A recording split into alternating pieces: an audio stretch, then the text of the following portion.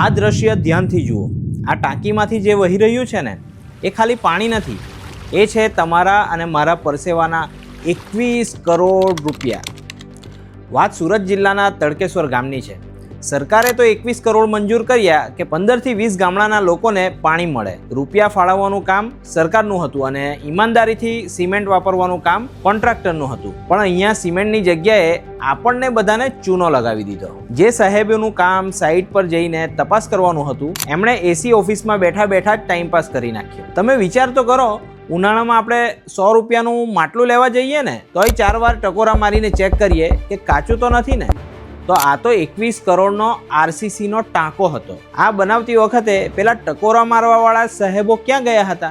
આટલી મોટી બેદરકારી। હવે તમને થશે કે પૈસા તો સરકારના ગયા, આપણે શું? તો સાંભળો, આ સીધું નુકસાન આપણા જ ખિસ્સાનું છે। અને મિત્રો, એ વહેમ કાઢી નાખજો કે હું ક્યાં ઇન્કમ ટેક્સ ભરું છું। ભાઈ, તમારા સવારના ટૂથબ્રશ અને ચાથી લઈને મોબાઈલના રિચાર્જ સુધી તમે દરેક વસ્તુ પર ટેક્સ આપો જ છો।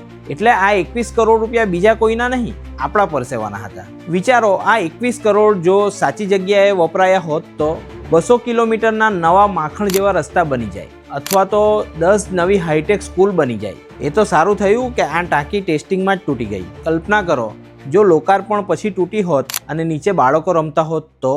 પોલીસે કોન્ટ્રાક્ટર અને જવાબદાર અધિકારીઓની ધરપકડ કરી છે, એ સારું છે, પણ ખાલી જેલ ભેગા કરવાથી આપણા પૈસા પાછા આવશે?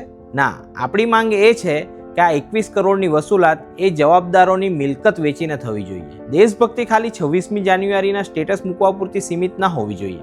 સરકાર વિકાસ માટે પૈસા મોકલે છે, પણ એ પૈસાનો સાચો ઉપયોગ થાય છે કે નહીં એ જોવાની ફરજ એક જાગૃત નાગરિક તરીકે આપણા સૌની છે। વાત સાચી લાગી હોય ને તો આ વિડીયોને શેર જરૂરથી કરજો, જેથી બીજી વાર કોઈ પણ કોન્ટ્રાક્ટર સરકારી કામમાં વેઠ ઉતારતા પહેલા 100 વાર વિચારે। જય હિન્દ।